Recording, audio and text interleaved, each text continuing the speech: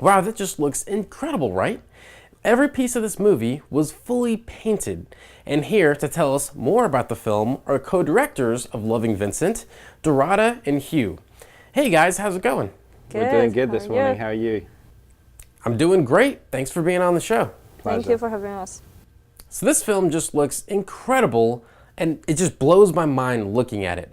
What made you guys want to create the first fully painted animated film? It's for me, it started as 10 years ago, that journey, with a short film idea that I would entirely paint it myself, because I graduated with fine art, but I worked for hire in film and animation, and I felt need to tell the story using this medium of painting, oil painting on canvas. And I read lots of Vincent's letters, and they really moved me. And then I met Hugh, my husband, and we transformed this idea into a feature film over the years. I mean, I thought it working was on such an very amazing hard. technique that Dorota was pioneering, that it should be a much bigger film that would be traveling around the world as a feature film in cinemas, because I'd never seen anything like it. So I kind of muscled in on my wife's project and got involved, and she was going to paint it all herself, but when we changed it to a feature film, we calculated it would take her 81 years to paint the film.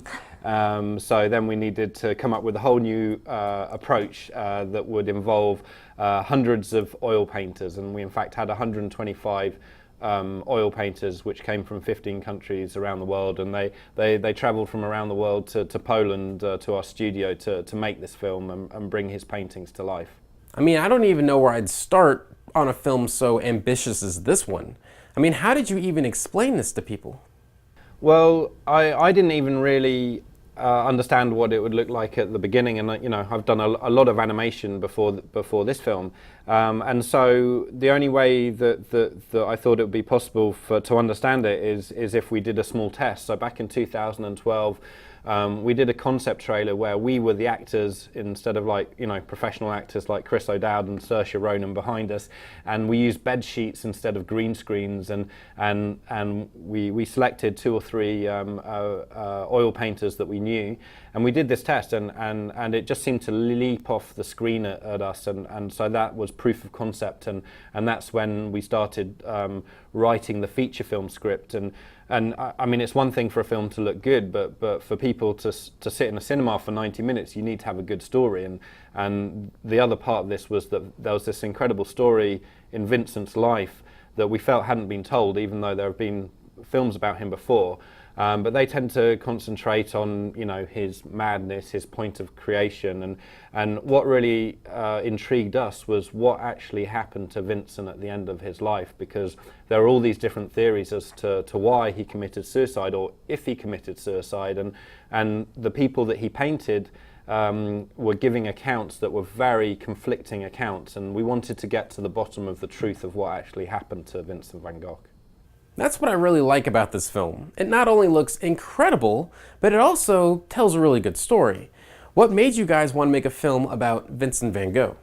Well, from my point of view, I think that I just didn't really know much about him before. I knew that he cut off his ear, that he went crazy, and that he painted these incredible bright paintings that sell for lots of money. And what I didn't realise was that he'd actually failed at 4 careers, and by the age of 29, everyone had written him off, and his family, had given up on him.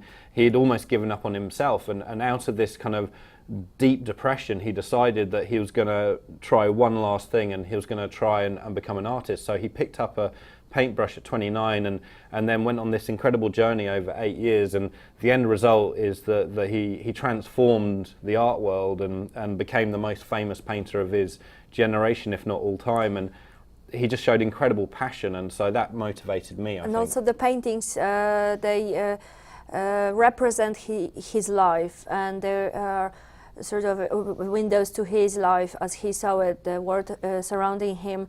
So that was very tempting to get inside that and bring different dimension of this. Yeah. And these paintings are very personal. They tell the story of his life in the way that he shows things that are very close to him: his bedroom, his shoes, his friends, people he met, the People favorite. serving him food, the Yeah. doctors who were treating him. And he actually said in the last letter that was found on him after his death that, you know, we can only speak through our paintings. And we took him literally at that and brought the paintings to life to speak for him and to say the different conflicting views about him as well. You definitely get a sense that you're getting his inside story. It's like you said, Dorada, the paintings are very personal, so this is a side of Van Gogh that people have never seen before. So what advice would you give to filmmakers out there planning to do something so revolutionary? Yeah, I mean, I think the thing is if you really believe in something, that you should keep pushing it and keep persuading people to become involved. And a great source of inspiration is to actually read the letters of Vincent van Gogh, because, you know, we were lucky by comparison with Vincent is that, you know, we had each other and we also had our producing partner Sean Bobbitt and the UK producing partners Trademark Films, and they were with us all the way, and our team of painters, whereas, you know, Vincent only had one person supporting him for several years, brother. which was his younger brother, and he still believed in spite of rejection, you know, personally and professionally through that time that he was moving towards something that was That's meaningful important and could provide solace and inspiration to other people. And so, yeah, I think reading his letters can really help you when you're struggling with your developing your project. And luckily for us, it was kind of inbuilt into our project to read his letters. Yeah. Absolutely, this looks like a work of art, something that's one of a kind, and something we'll probably never see again. I'm glad it didn't take 81 years for us to check it out. Yeah, well, we might do one more, so we'll see. We got time. Oh, cool. I'd love to feature that one as well. So again, congratulations to both of you, and thanks for being on the show. Thank you so very much. If you want to check out Loving Vincent, it'll be playing in select theaters across the country. And send me your art on Facebook at Director's Cut TV.